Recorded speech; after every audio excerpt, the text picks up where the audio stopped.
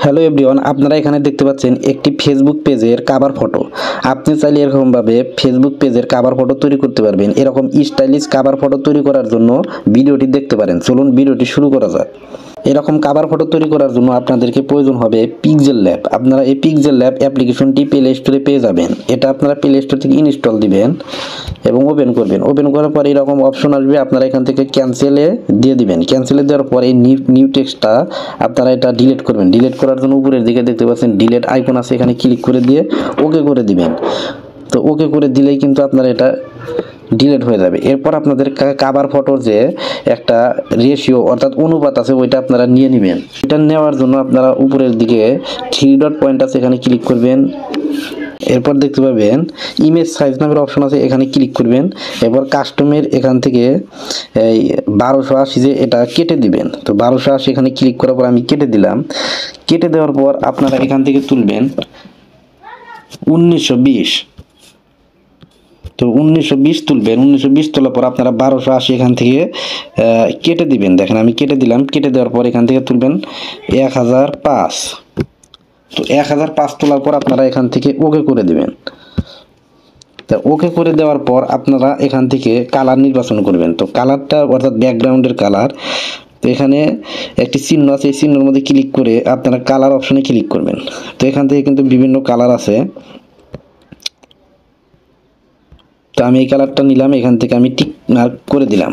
Tick mark করার পর আপনারা এখান থেকে গ্যালারি থেকে আমি পিকচারটা নেব, এই জন্য দেখেন উপরে প্লাস আইকন আছে, এখান থেকে প্লাস আইকনের মধ্যে ক্লিক করলাম।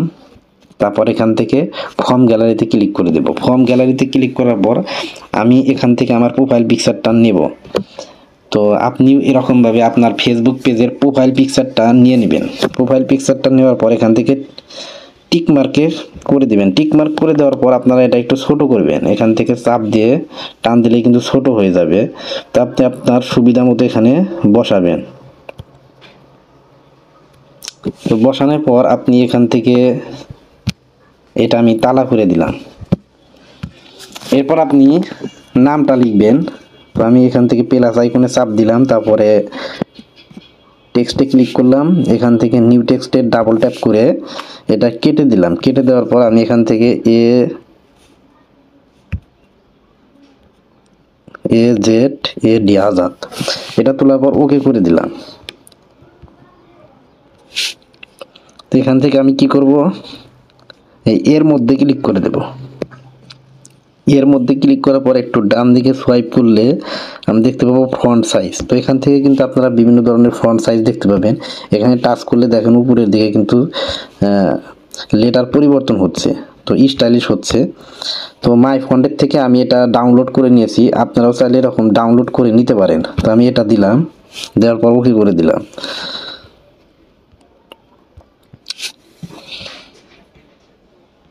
ওকে করার পর আমি এখান থেকে স্টক করব।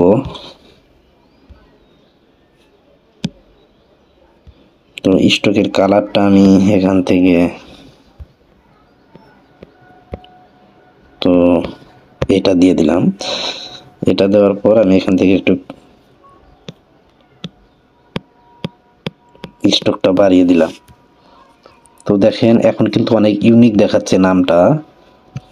এরপর আমি এখান থেকে টিক মার্ক দিয়ে দিলাম। টিক মার্ক দেওয়ার পর এটা আমি এখান থেকে তালা করে দিলাম। তো তালা করার পর আবার এখানে ক্লিক করলাম। এরপর আমি আবার প্লাস আইকনে ক্লিক করে টেক্সটে ক্লিক করে এই নিউ টেক্সটটা ডাবল ট্যাপ করলাম। তারপর এখান থেকে লিখবো ফিটনেস, FITNESS। তো ফিটনেস লেখার পরে ওকে করে দিলাম। এই ফিটনেসটা কিন্তু আমি এখান থেকে স্টাইলিশ করব। স্টাইলিশ করার জন্য দেখেন বাম দিকে সোয়াইপ করলে ফন্ট সাইজ আছে,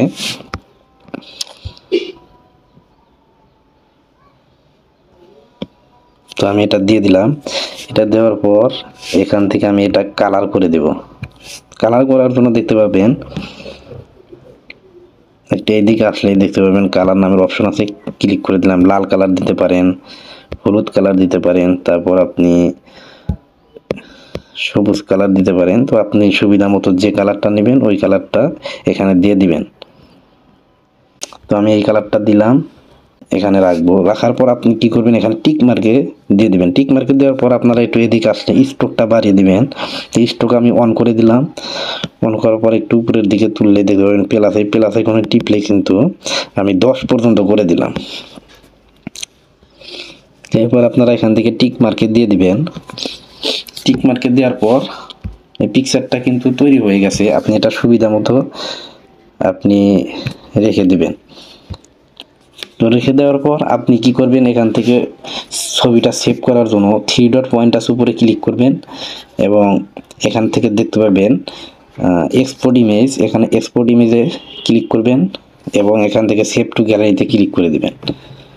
তাহলে দেখেন ইমেজ সেভ কিন্তু হয়ে গেছে। তো আমি যদি এখন গ্যালারিটা ওপেন করি, এই দেখেন অলে ক্লিক করলাম।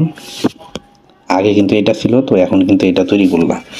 তো বন্ধুরা, এরকমভাবে আপনারা ফেসবুকে কভার ফটো তৈরি করতে পারবেন। এরকম ইন্টারেস্টিং ভিডিও পেতে চ্যানেলটি সাবস্ক্রাইব করে রাখতে পারেন। ভিডিওটি দেখার জন্য ধন্যবাদ।